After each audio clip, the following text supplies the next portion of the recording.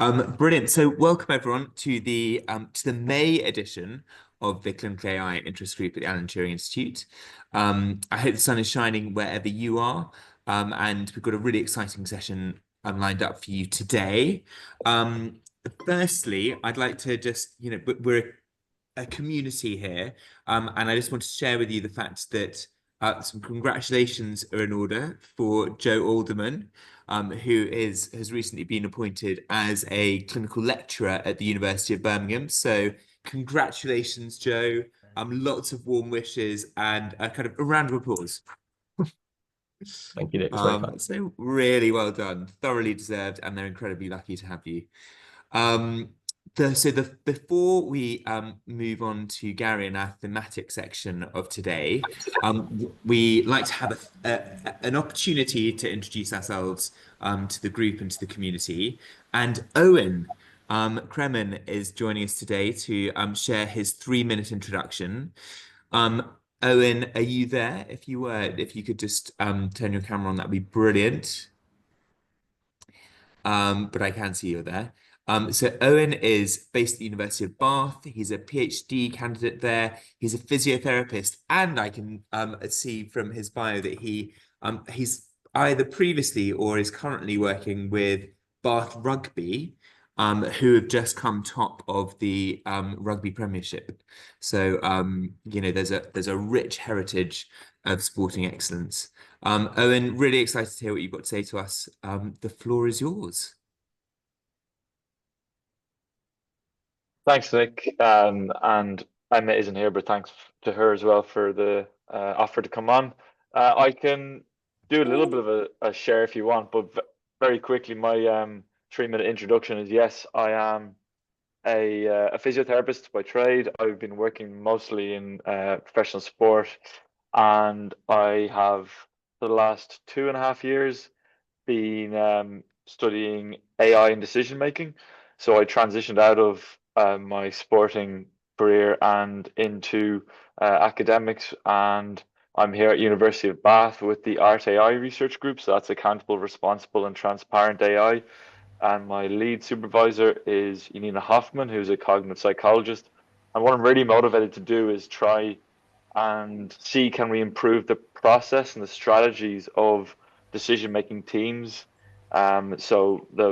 I suppose the main motivation is multidisciplinary teams within a clinical setting with complex cases. And I'm trying to introduce an AI in a non-traditional AI. Oh, and you've just popped onto mute quickly.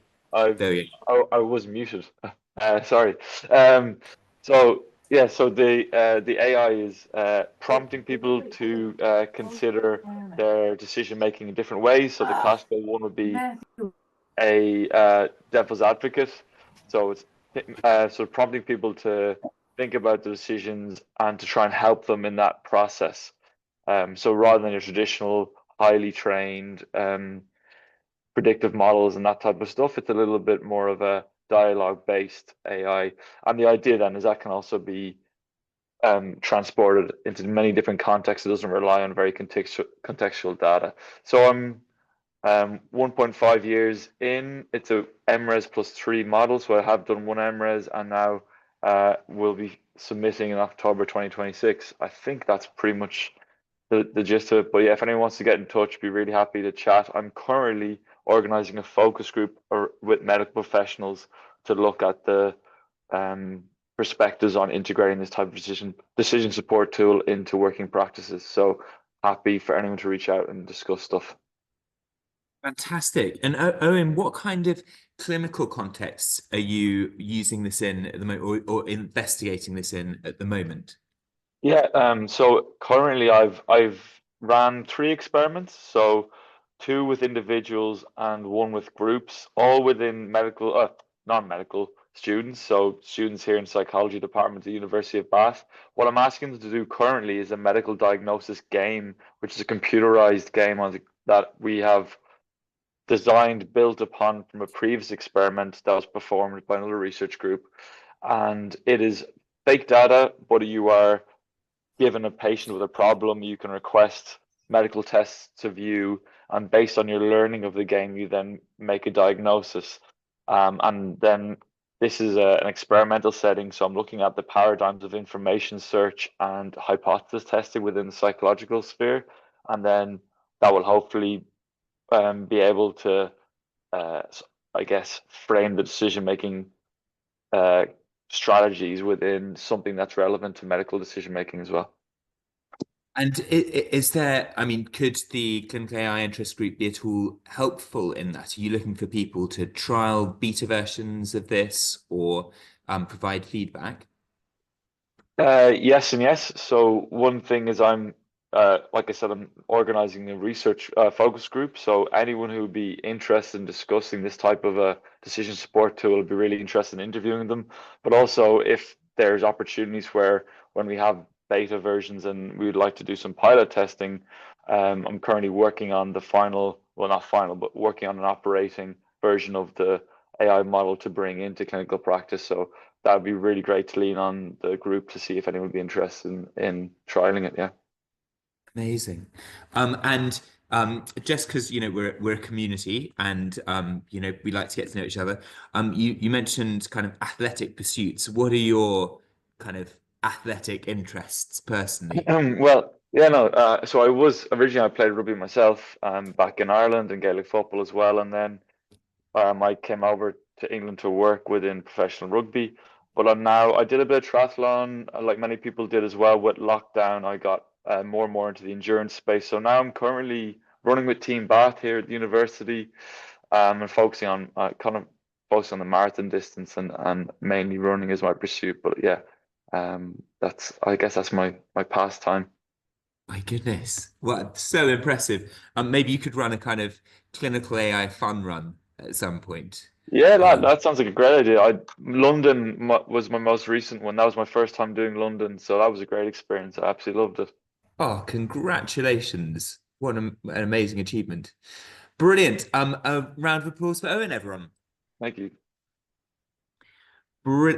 Joe, over to you. Fantastic. Well, thanks again, Owen, and sorry for muting you halfway through your talking. Two updates. I figured out how to turn off the doorbell, so no more annoying interruptions. And anyone that's just joining us, we're going to be going around to our thematic session shortly. We're going to ask everyone to turn their cameras off for this section and also to keep themselves on mute. It just means that in the recording, it'll just be our main presenter who appears on the recording itself. If you do have any questions, feel free to either pop them into the chat and we'll come to you during the Q&A. And we are very happy for people to unmute themselves at the end of Gary's talk to ask questions directly and to join the conversation. But we'll allow the presentation first, then do the Q&A afterwards. So I think that's all I have to say. So I'm going to now introduce our main speaker. So it's a great pleasure to introduce to everyone Professor Gary Collins, who hopefully doesn't actually need any introduction to many of us. So Gary is Professor of Medical Statistics at the University of Oxford. He's Director of the UK Equator Centre. And I'm going to allow Gary to elaborate a bit more on that.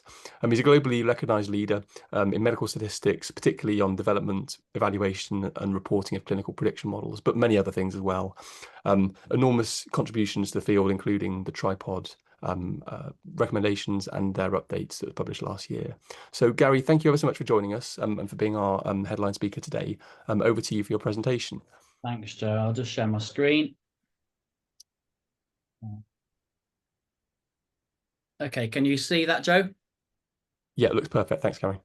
Real. Okay, so thanks for the invitation. So I'm hopefully going to try and convince you all on the importance of transparency in terms of reporting research, particularly in the context of predictive AI. And I'll talk about some initiatives and some guidelines we've done over the years to try and help researchers in this space. Let's go back to the beginning. So before we get into the AI stuff, let's talk about research and more broadly and publication of research. So, we're all here as researchers doing research to hopefully improve or advance scientific knowledge. We want to, in the context of the healthcare space, improve patient care, patient treatment, and this could be directly or indirectly via our research. But we're going to do that if we have a good research question, it's well designed, we conduct the study over a few years really well, And importantly, we actually tell the world what we did and how we did it, and try and convince them that our research can lead to these changes. And we do this via, you know, the scientific manuscript. We're all here judged, and we've got to publish these things in leading journals. But that article is really, really important. You know, there's no point in spending 5 years doing a bit of research, yet fail to tell readers how and why you did that piece of research. So that manuscript is usually the only tangible bit of evidence why a piece of research was done. So it's important to get it right. And, you know, and as part of doing that, you know, in terms of transparency and describing the methods and results, we shouldn't really mislead readers. So we shouldn't really put too much spin or hype in our research. You know, long gone are the days where we did research for other researchers or researchers just for medics. You know, increasingly clinical research, biomedical research has multiple readerships, you know, goes beyond healthcare professionals. But, you know, they need these things, you know, to care and treat for their patients. Researchers need publications and research to inform their own research, plan a similar study. It may be a data point for another piece of research. You know, it could be included, hopefully, in a systematic review or meta-analysis. Patients are increasingly reading articles and policymakers, purchases, etc. So, you know, we need to have, when we do our research, particularly in the writing up phase, think about that broad readership. So, you know, hopefully I'm stating the obvious here, but, you know, the manuscript should contain sufficient information so that a knowledgeable reader can evaluate the information in that study, judge the validity of the methods, and then draw conclusions around whether the results or findings have any value. It's a non-optional part of doing research. You know, it really is a crucial, integral part of any research endeavor. You know, it's reporting in particular, you know, telling us how you did this, you know, with the code and stuff. That's what science, open science is predicated on. If you want to do reproducible research, you need good and transparent research. You know, if you do any research integrity courses, I'm sure you do at your institutions, quite often there'll be an element of around transparency in that assessment of research integrity. Some of you may have heard of this chap, Professor Doug Altman, a bit of a evidence-based guru in the field. He's one of the few chaps I know on Google Scholar who has over 1 million citations, but he was very prominent for his death for 25 years, trying to improve how we do biomedical research. So one of his most famous papers was the Scandal of Poor Medical Research, published in the 90s in the BMJ, where he took a massive swipe at the establishment, the research establishment, about how research was done. He was shocked by how badly things were done. And so he's done lots in this space. And Doug was great for quotes. One of his quotes here is, readers should not have to infer what was probably done, they should be told explicitly. I'm sure we've all read research articles, you know, to understand how people did things, or we've been involved in a systematic review, again, trying to understand what a research was done, and just banging our heads against the wall as to, they haven't told me the information, or the information they've told me is written in such a way that I don't have a clue what they've done. And that's problematic. You know, we should be told quite clearly and transparently and unambiguously all aspects of doing research. Earlier this year, the Declaration of Helsinki was updated, and the update now includes quite a bit around about research conduct. You know, having methods that can answer the research question. That's an obvious question. Of course, I'm going to apply methods that answer the research question. But we have a large evidence base growing over the last 10, 15 years, that a lot of methods that have been applied in research are invalid or just downright poor. We should have protocols driving all of our research. You know, so yes, of course, we have protocols for clinical trials. We can't get funding or ethics without clinical trials, but we should be thinking about protocols when we do a systematic review, when we develop a predictive AI tool, when we're doing qualitative research, we should always have some kind of rudimentary protocol. We should register our study. You know, we can't do a clinical trial without doing a registry in clinicaltrials.gov, and we should think about that also when we do observational research or develop a prediction model. There's nothing stopping us as researchers in registering that study in a trial registry, even though it's not a clinical trial. But the focus of this talk is around reporting, and I've highlighted this thing in blue. Hopefully you can read it. It says all parties should adhere to accepted guidelines for ethical reporting. So we have a lot of reporting guidelines, and I'll go into some of those in a minute.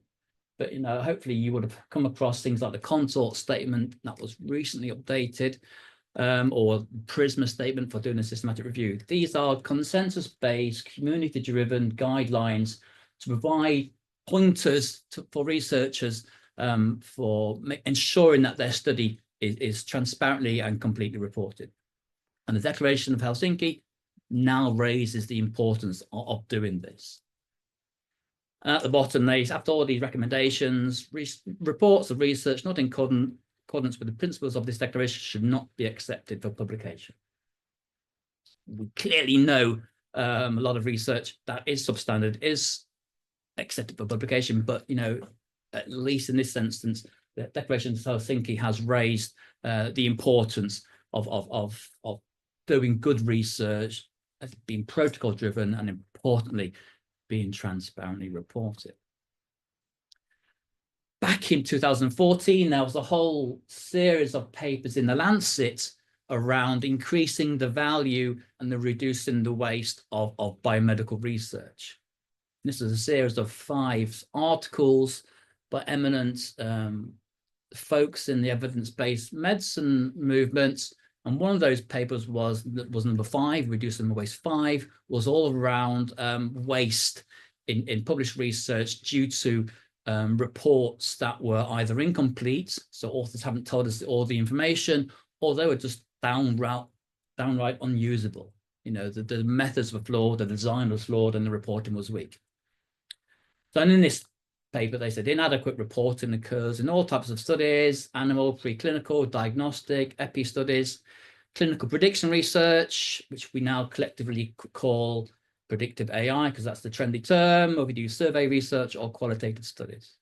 And there's a huge amount of money that goes into doing research, and a lot of that money is arguably wasted if other researchers or if other stakeholders can't use that research. And reporting or problems due to lack of good reporting is what we call an avoidable research waste. It can be highly avoidable. You know, just tell the reader what you did. So back in 2006, when we started seeing concerns, or, you know, there was an evidence base raising concerns around a lot of poor research, the Equator Network was established. Hopefully you would have come across this. You know, we're an international center that's has a goal or a mission to try and improve the transparency and reliability of health research. You know, so we host this library of reporting guidelines. We currently host 665 different reporting guidelines for a whole raft of different study designs to help authors and ultimately peer reviewers, readers, with transparency in research. We have centers, so Oxford is the host and lead center. We have other centers in Canada, France, the US, Hong Kong, and Australia, all with a mission to try and improve transparency. May have come across videos. This is the PRISMA and the Spirit reporting guidelines. So these are just checklists of reminders for you to think about when you write up your research article. You know, so on the left-hand side, we have the updated consort statement that was published a month or so ago. You know, so you're asked in your study to mention a whole bunch of things around open science. Where's this trial registered? where can readers find the protocol or any analysis plans? You know, what things do you have around data sharing? Can you share your data? Where is it available? Can you share your code? You know, any funding or conflicts of interest? So these are the kind of things, oh yeah, I need to report that. Then in this checklist, you complete this checklist saying on page 3, I've reported the name of the trial registry and the registration number. And you have these things, there's 30 or 40 items that one needs to think about when writing up your study. And these are a minimum. So these are the bare minimum which one should include in an article. You obviously can include more, but these are deemed by usually wide consensus-based processes that you should include in your study. You just can't get away from these things. I'm sure you're all published somewhere. And if you go to publish something, if you publish a trial or systematic review, you won't get away generally without having to be prompted by the journal, or you look in the instructions for authors that you have to fill out a checklist or follow one. Funders like the NIHR and Wellcome, again, expect transparency and make recommendations around following reporting guidelines like Consort, Spirit, Strobe, STARD, etc. If you go to the JAMA instructions for authors, boom, there you are, follow to reporting guidelines. And once you start clicking all these things, yeah, I'm doing a clinical trial, then you'll be prompted to fill out the consort statement. If you're doing a case control study, you'll be prompted to fill out the Strobe statement. So you can't get away from these things. And similarly, in the BMJ, these are the instructions for authors. You are expected and requested to adhere to a reporting guideline. So as a BMJ stats editor, we don't send out your paper for peer review unless there is a completed checklist, just to ensure readers that you have reported all information. And if you haven't completed the checklist, you'll get an email saying we won't proceed with your submission until you've completed the checklist. I'm sure you filled out these ICMJE forms when you've published something or submitted to the journal. Again, reporting guidelines are mentioned as being an integral part of publishing research. Well, what's in it for me or you as researchers? What's the incentive? Well, I hope you don't need much of an incentive. I hope you want to ensure your research is reproducible, transparent, and complete. I do. I want my research to be used. I don't want it to be tucked away in the archives. I want people to use my research. And there is some weak evidence, and there's not a lot of research in this area, showing that the more complete the reporting of research, the more likely you're going to get it cited. You know, and usually it's weak association, but usually there's the more complete study is, the more likely somebody's going to use it, which means they're more likely to cite it. And that's what we want. We want research. We want research to be used. There's no point doing research that's not used. And citation is a metric of that. So not only should we be doing that as part of research integrity and good practice, but also there's something in it for me and you as a researcher, in that our research gets hopefully used. So that's the kind of the preamble into the importance of reporting, and I've hopefully demonstrated or shown passion to show you why we need that. But let's talk about prediction and predictive AI. So I was doing prediction before it got trendy back in the mid 2000s. Where everybody was building regression models to predict, but now in the last few years we've seen this massive surge of more complex modeling approaches for predictive AI. You know, and there's just this number of papers that are published. So this is just a rough and ready search and Medline. They're through the roof in the last 5 years or so. It really is a hot topic. You know, everybody wants to build that next predictive AI tool. You know, when it's model mania era, you know, so here's an example where I think things are going a bit mad. So here I've just done a very rough and ready search on Medline. So I observed a few studies that have been used in the SEER database. So SEER is a population-based cancer registry from the US, covering allegedly half the population. And I did a search because I was seeing quite a few papers using the SEER database. And actually I found over 2,500. I did a very quick search this morning again to update these slides. There are 2,500 papers indexed on Medline that have used the STEER database just to develop a predictive tool. And I find that pretty staggering. So a single data set has been used and papers been published 2,500 times. Yeah, that's just mad. You know, in 2024, there are 521 papers. You know, that's 10 papers a week that are using this single data set to develop some kind of predictive tool. Most of these studies are not carried out within the US. You know, so they're using a data set that is reflective of the US population and the US healthcare system, but actually they're trying to build tools, or researchers are developing these tools that are not based in the US. So it's questionable as to whether this data set is applicable to the target population in those countries. But anyway, people are building these models and building them at scale. You know, and we can see hundreds of these types of systematic reviews that are summarizing the evidence base in certain clinical areas of the prediction models. So this study by Vanessa Bellew a few years ago, and she identified over 400 prognostic models for patients with COPD. 408 models. You know, so you could use a different model for the different day of the year. But the problem is the quality isn't great. You know, so a lot of these methods are just, the models or studies are just poorly reported. You know, missing data is ubiquitous in biomedical research. Yet most studies don't even mention anything about missing data. I mean, the product of a prediction model study, whether you're using, you know, good old simple logistic regression or you're using something more complex like an XGBoost, the product of that study is the model.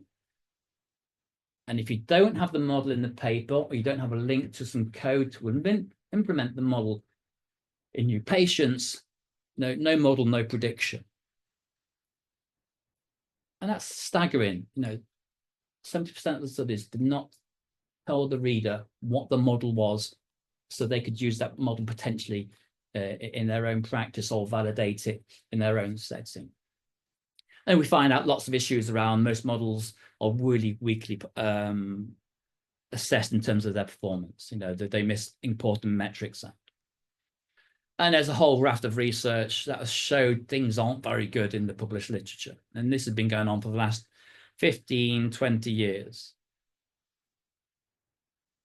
So instead of moaning about this, like we've done, because you'll see quite those papers are mine, and I've done a lot of moaning in the past, we can't stick around moaning for too long. So we thought, well, actually, let's do something to try and improve things in the future. So back in 2010, so 15 years ago, okay, so this is the current wave of machine learning and AI, but a lot of people were still doing prediction. They just were using more simple models. But we started this initiative called the Tripod Initiative to try and improve the quality of reporting in predictive AI or predictive models. And as a knock-on effect, hopefully also improve the design and methodology. But the primary aim was to provide some guidance for authors and researchers for studies that are developing some kind of predictive tool. It was focused on regression because regression was the prevailing method at the time. We have a very short 2-line throwaway sentence in the tripod statement saying, yeah, some people are using neural networks, but they're not that common. This was back in 2015 because the biomedical literature really wasn't seeing hardly any studies using methods outside the regression framework. Clearly, we were wrong. 5 years later, everybody's developing something more complex. So we published these guidelines in 11 clinical journals, the BMJ, Annals of Internal Medicine, et cetera, to disseminate these guidelines and recommendations to our broad audience. Accompanying the guideline is a explanatory document, 73 pages. It's quite a long beast, but it gives you guidance, recommendations, examples of good reporting, and some didactic stuff around methods and a good practice in prediction models. It's quite widely cited, over 9,000 times. The checklist paper and the explanatory paper is now actually 4,500 citations. So these things have been really endorsed and picked up by predictive modeling community. But the focus was on regression at the time. And actually now we need to think about whether we needed to update it to more complex, computationally demanding methods around AI machine learning. You know, there's been we've grown up with different terminology in the machine learning world compared to the statistics world. We need to think about I mean, presentation. We need to think about things around fairness, open science, PPI, that is public and patient involvement. Somehow try and harmonize the traditional statistics, biostats, epi world, and the more modern machine learning data science world. First, we wanted to see, actually, you know, there was a problem in the predictive modeling world with regression. Was there a problem with predictive AI? Were machine learning studies equally as poorly reported or poorly designed? So we carried out 2 parallel systematic reviews of the literature, one based in my group in Oxford, where we focused on machine learning models in oncology, and colleagues in Utrecht looked at machine learning models in broad general medical journals. And we looked at reporting, we looked at methodology, we looked at the impact of risk of bias, and then we looked at spin. And we found there was a problem. So we looked at the adherence to these machine learning model studies against the tripod statement in both the oncology literature, but also in general medical literature, and actually found the reporting to be quite poor as well. So they know that the machine learning community wasn't doing anything better to what was seen in the stats epi field 10, 15 years before. So all those horizontal bars, if the study was completely reported, all those horizontal bars should be 100%. That's what these graphs are showing. And clearly, there are quite a few items. They look at sample size or missing data. A lot of the studies don't mention anything about sample size. Only half the studies mention something around missing data. So there's clearly some problems in the reporting of these machine learning models. You know, we did a review during COVID, looking at predictive AI and whether these things could be used to help diagnose or prognosticate or whatever in the COVID pandemic, and actually found huge problems. And a lot of the problems was because when we were reviewing the literature was they were poorly done and poorly reported. So you're on your top right here is a risk of bias plot. Red's bad, red's high risk of bias, and those yellow bits are unclear. So when it's unclear, that means poor reporting. You know, I can forgive, oh, actually I can't forgive a bad study, but at least as a reader, I know it's a bad study. A green is good, it's a low risk of bias, that's fine, it's all well reported and well designed. It's those yellow studies where we just don't have the information. I can't judge whether your study is any good or not. And that's really no excuse. And we should get rid of those yellows if possible, and reporting guidelines can be a mechanism to help reduce that yellow in that graph. Why does it matter? Well, there's a lot of other impact on reporting and why reporting is important in machine learning, particularly with all the hype that we're seeing around this at the moment. So just before the pandemic, we did this study looking at, it was a systematic review, looking at all the head-to-head comparisons of good old logistic regression against some kind of machine learning method. So if a study had compared logistic regression to a support vector machine, or they compared the performance against a XGBoost or random forest, we took all those comparisons and actually wanted to see, well, actually, is there some kind of signal out there? Was logistic regression coming out the best method systematically? Was neural networks systematic coming out better or not? So we did a review of the literature, and we found obviously a load of reporting issues, which I've briefly mentioned around missing data, et cetera, et cetera. But what did we find? Well, we found 282 comparisons. So that first row in that plot is forest plot. It's looking at comparisons of any machine learning method against logistic regression. And when the square is on the right-hand side of that gray vertical line, it means that method is generally better than logistic regression. So this is all the comparisons put together. Regardless of the method, logistic regression came out as the weaker partner, except for single decision trees where there was no difference. And that narrative might feed into some people's thinking, oh yeah, good old logistic regression, you're not very good, are you? Let's go and use a support vector machine or a neural network because it's clearly much better at predicting outcomes, than logistic regression. Well, that's if we took the entirety of the evidence base. But what about if we filtered out those really rubbish studies that were poorly done or poorly reported? So let's pull out all the low risk of bias studies. So these are studies that are really well done. So they're really well reported. I, as a reader, can understand them. I know what they did. I think the methods have some validity. These are good studies. So once we pull those studies out and just focus on those, and you could just notice that half of the studies are at low risk of bias and half are at high risk of bias. Once you put out those good quality studies, actually, the difference between logistic regression and a machine learning method in this kind of like tabular environment, predicting outcomes in the future, there was no difference. And this is kind of intuitive what we'd expect. We wouldn't expect, particularly in low dimensional settings, in clean data settings, that would be a much difference between logistic regression and machine learning. And when you pull out those high risk of bias studies, again, you see there's a distorted evidence base.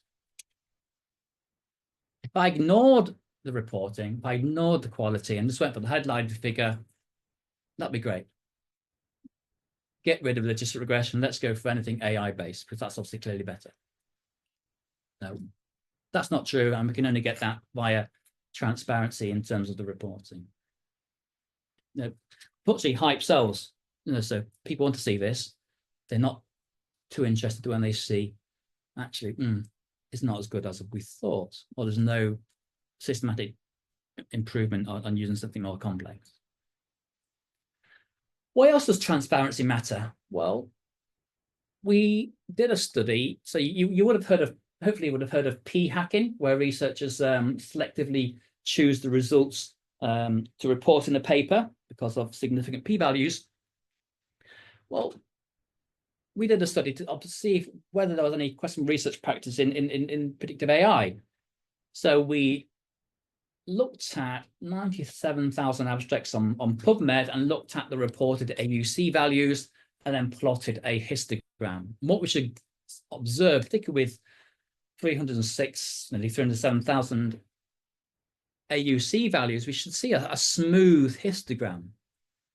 But actually what you can see are spikes. So those dark red lines are AUC values of 0.7, 0.8, 0.9.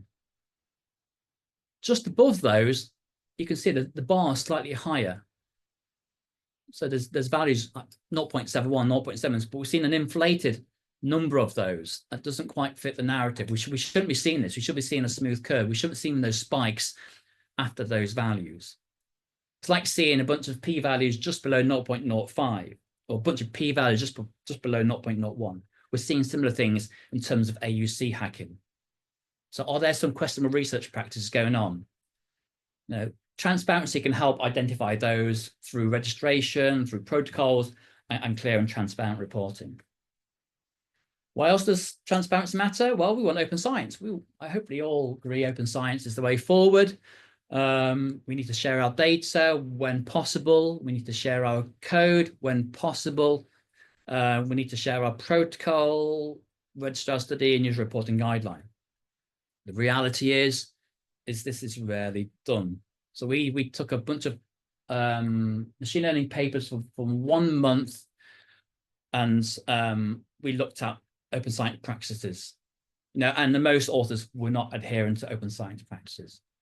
You might have a data sharing statement in there saying the data is available upon reasonable request, but actually that is not worth think. It's written on, as studies have shown, that authors don't share data even in the presence of those statement. So now that's quite disappointing. So we need to do something also about open science and the importance of reporting. Remember, at the start, I also said we shouldn't mislead readers when we write research. So this is why reporting and honesty and transparency and integrity matters. So this is a calibration plot. You don't need to be an expert in prediction, but that black line are predictions from the model. And for a well-calibrated model, that black line should lie on quite close to that red diagonal line, y equals x at 45 degrees, for a well-calibrated model. However, I don't know what these authors were thinking. They interpreted these calibration plots as saying the calibration showed a good agreement between the predictive risk and the actual probability. Nonsense. They're misleading the reader. You know, any sane reader can see that's clearly nonsense. On your right hand side, you've got some weird bimodal curve. Clearly, yeah, it crosses the curve 1, 2, 3, 4, 5 times. It's irrelevant. That black line is not lying on that y equals x line. It's not a well-calibrated model. So we need to guard against this kind of stuff. We need authors to be transparent and honest about reporting their research. So again, it's a bit of a moan, but you know, so what can we do to improve this? So a couple of years ago, or back in 2020, 2019, we decided to update the tripod reporting guidelines because we saw this the start of the deluge of predictive AI papers, and we wanted to try and improve reporting. So we updated the tripod statement, and we've now called it Tripod Plus AI to try and provide some harmonized recommendations reporting predictive AI research. And that was published in April 2024 in the BMJ. We got over 200 international experts to participate in the Delphi survey. A whole raft of different stakeholders. You know, we had researchers, epidemiologists, data scientists, machine learning experts, clinicians, radiologists, ethicists, patients, etc., all feeding into these recommendations. And then we had this consensus meeting with a smaller group of experts to really iron out and bash out the final recommendations. This is the checklist. I'm not going to go through it because it's slightly boring as a topic to talk through. But if you go to the BMJ paper, you can see the fillable checklist in the supplementary material of all the recommendations within the tripod statements. So data, item 5A is around data, describing the sources of the data, you know, and the rationale for using these data, some description or discussion around how representative that data is for the target population for whom you're developing or validating your predictive tooling. And you can use this checklist and you say, well, I've reported this information on page 6. And so then you complete this checklist for the items, and then you can submit this checklist along with your paper to the journal. We tried to make the recommendations agnostic to the modeling approach. So recall the previous iteration of Tripod, which we published in 2015, was focused on regression, and very much the language was for regression. We tried to change that now, and actually, regardless of the modeling approach you're taking, so if you're using a random forest or an XGBoost or a neural network or an ensemble machine, you know, the language or the recommendations should be agnostic to the method. We tried to clarify or harmonize some of the language between the two communities that have grown up together. You know, we have this whole issue around model fairness and algorithmic bias. That wasn't very prominent in the original tripod guidelines. It was tucked away slightly, but we've raised that, and we've tried to embed fairness or aspects around fairness throughout the checklist. And then these kind of recommendations kind of hopefully are congruent with the Standing Together initiative, which Joe has led and published on. We've got authors to think about, really thinking about what is the clinical decision that this predictive AI tool you just developed, what is it intended to support? This may sound obvious, but if you've read any of the literature on developing models, there's a dearth of clear rationale as to why this model was needed. Quite often we're using data off the shelf. It's some ad hoc data from another study that was collected for a completely different purpose than for developing a predictive model. That may not be representative of the target population. So we need to think about getting authors to think about, actually, is using that data set to develop the model really that useful in my context? And then we have a bunch of other things around important sample size, evaluating model in key subgroups, defined by sensitive attributes, how to use the model, where is the model, is it freely available, acknowledging not all predictive AI tools can be shared due to proprietary reasons, but at least be transparent and honest around this information. I think we're the first reporting guideline to have an explicit item on patient and public involvement. In the UK, you generally can't get funded now without having some public and patient involvement. So we really saw the value of having an explicit item around raising the awareness of getting research to think about actually involving patients and public in their research, including in predictive AI work as well.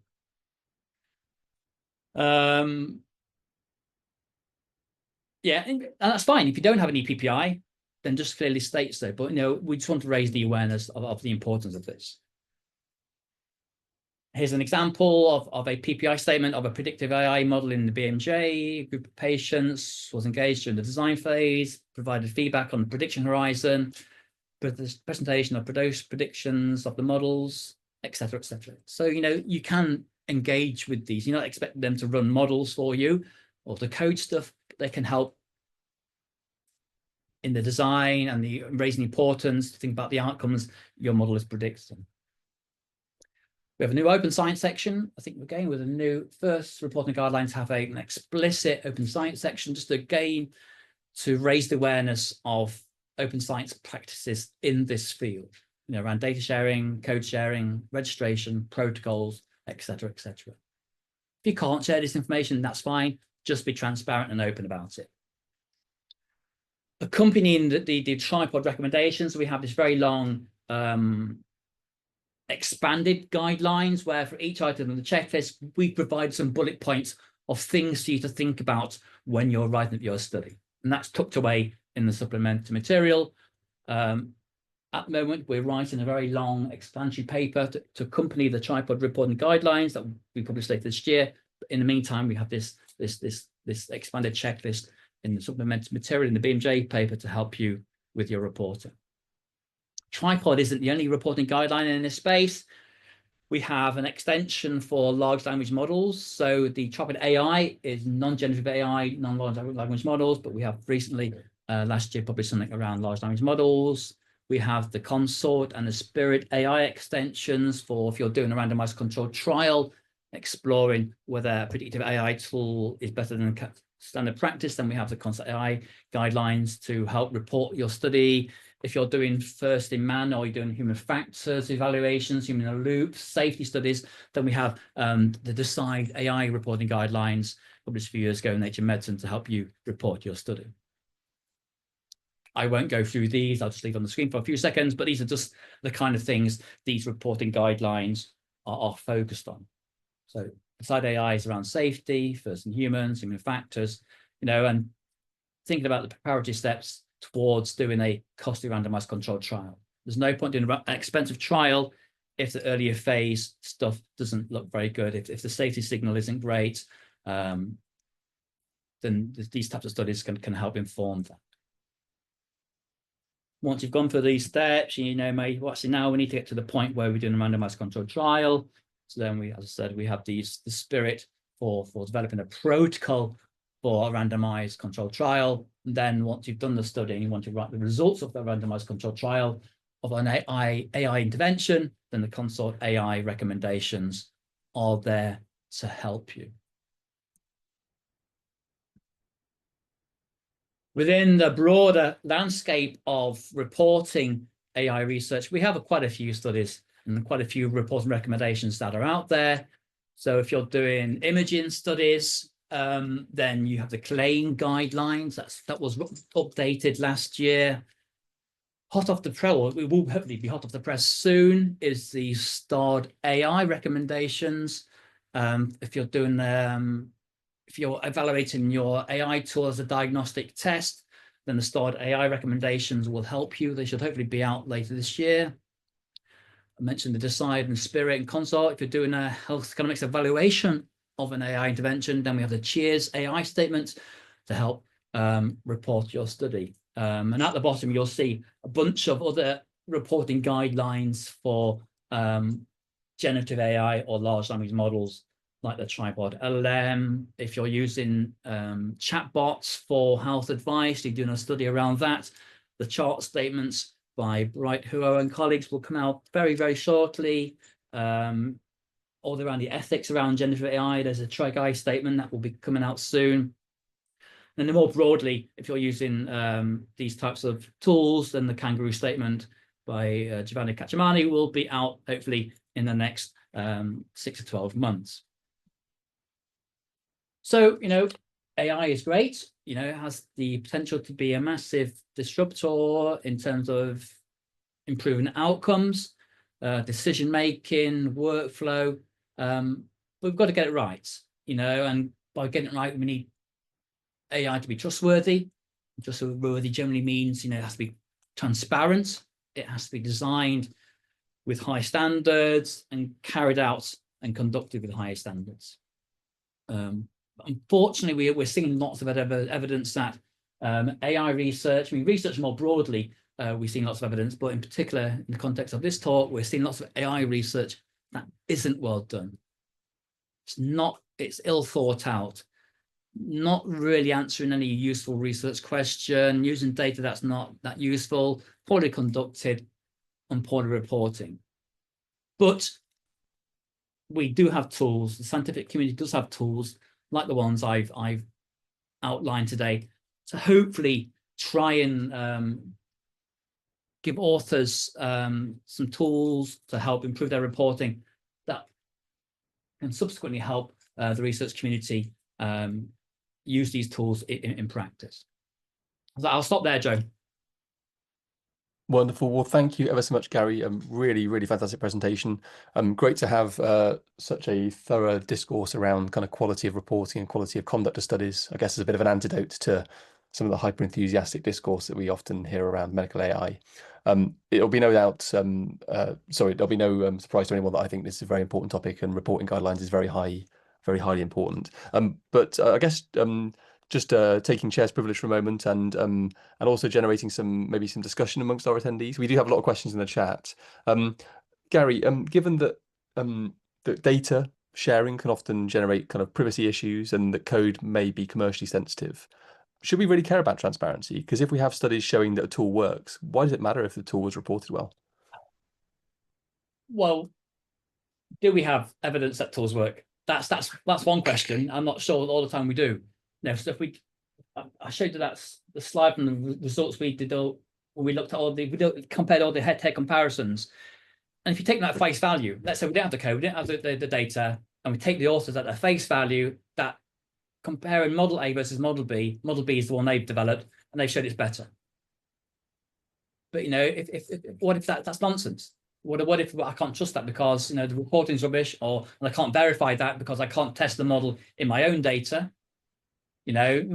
What's the point in comparing models that are developed in France or UK in a different country? It may not be totally applicable. So you've got to think about those things as well. So I fully appreciate that you can't always share stuff, data privacy, whatever, proprietary, but tell the reader, and then the reader can make up their mind. And they usually, as research, I've signed non-disclosure agreements and stuff like that, and evaluated models that aren't publicly available. So there are mechanisms to do that. So in the published article, you can't do that. But as an independent researcher, hopefully tech companies can be open to CDA on non-disclosure agreements, let independent researchers evaluate their tool. I don't think we should rely on published research to dictate whether a model is better than something else, because we know literature is not great at times. Great. Thank you. Really helpful. So a few questions in the chat, and I'll try and summarize these as best I can, but apologies in advance if I do butcher your question. So a question from M. Ahmed, basically asking, is there a responsibility or greater responsibility for journal editors and peer reviewers to kind of ensure adherence to recommendations, guidance? I certainly think there's an onus on journals, that they're the ones publishing this stuff. Peer reviewers are doing this thing generally unpaid. What can you expect from them to do? I would like to think reviewers will check reporting. The reality is they don't. But journals should be doing much more. They're the ones making big bucks out of publishing research, particularly with AP open access stuff. There is some work being done around using large language models to automate these processes. So I think in the next few years, we'll start to hopefully see some of these things embedded in editorial systems where journals can just click a button and it'll give you a peer review report solely on the reporting. So they can check the agreement against consult, for example, and give that feedback to the authors. Yeah, I think that's an interesting point. And I was actually I've just come back from a conference last week in the US where they were talking about that exact point. A panel of journal editors across the digital health sector talking about, in the next few years, there's likely to be that semi-automation of peer reviewing. Still recognizing that human beings have a lot of value to add, but there are some things that are yes, no. Exactly. The reporting it's the easy bit. Judging whether something's a good study design, I think that requires a human in the loop thing. But in terms of checking adherence to the reporting guideline, it is more of a factual thing. It's there or it's not. Yeah, fair point. A couple of questions from Nick. Nick, did you want to ask your questions directly? Very happy to. Thank you so much, Gary. That was absolutely fascinating. A quick question. So when we're reviewing papers, and they're to do with, machine learning prediction, should we make sure that they always include calibration curves, or at least request that they're included in supplementary data, and also precision recall curves as well? So I don't care about precision recall curves. I don't find them very useful, but I do find calibration curves a crucial piece of information to report. And whenever I usually talk about performance measures, I always emphasize calibration first over AUC discrimination. So yes, calibration curves are crucial. They shouldn't be tucked away, or I also think they should be in the main body of the manuscript, not tucked away in the supplementary material. Quite often I see papers where I'll see a ROC curve, your plot of sensitivity against 1 minus specificity. I see little value in those curves. Okay, if you want to report them, fine, chuck them in the supplementary material. What I want in the paper is the calibration curve. I want to know how accurate the predictions from your model are to what was observed. AUC can't tell me that. AUC just gives me a ranking. I could be systematically over predicting or systematically under predicting. The AUC hides that information. Only a calibration plot can give me that information. That is really helpful to know, and it is immediately going to change my reviewing practice based on today. The second is that the data that you showed, those histograms showing those steps at particular AUC thresholds, was really fascinating. Do you have any tips for identifying AUC or p-value hacking when you're reviewing a paper? Without having a protocol, it's quite difficult. In fact, even with a protocol, it could be quite difficult. Because people are just, if they develop a model and they get an AUC of 0.69, people like these little thresholds to get over, don't they? Because I think, oh gosh, not 0.7. I've got to get at least a minimum of 0.7. So they'll do some fishing around in the data set. Well, we'll get rid of these patients because they're messing up my results. And it's quite hard to identify those, difficult. It's difficult. I'd want to see the protocol and see what they said they were going to do and actually what they did do, and see if I can find something. But it's in practice, it's hard. It really is hard. It's interesting. I mean, it's so interesting to see that it's going on and see that so clearly demonstrated on those histograms, though. And it's not surprising. I mean, people are doing these same things with p-values. If you've got something that can be gamed, and an AUC is a metric that you're trying to maximize. So you're trying to get the biggest and best value you can get. And you can game that, you can do things questionably to boost that value higher than it should be. And it's really hard without total transparency. That's really looking at your code, having your data. Again, you can still get around that, but having more steps more, not, I don't say hurdles, because I don't see these things as hurdles. Researchers should be wanting to share these things, but we need to see them as a scientific community. At some point, it might have got through peer review, but another researcher might dive a bit deeper and then find some suspicious practices and then can highlight it to the journal and raise awareness. But we can only get that if people share these things. Right. Thanks so much, Gary, and thank you to all the people that writing very interesting questions. I'm really sorry we're not going to have time to come through to all of you. None of those questions have short answers, so I think we can have entire hour-long sessions just talking about that. Gary, thanks again for a fantastic presentation and for engaging with our clinical AI interest group. Over to you, Nick, to close us out. Brilliant. Yes, just to echo Joe's thanks to Gary. Thank you so much, everyone, for joining us, and look forward to seeing you next week. Sorry, not next week, next month, in June, on Tuesday the 10th at 12 p.m. for our next session, and we'll be advertising that soon. Thank you so much. Enjoy your days.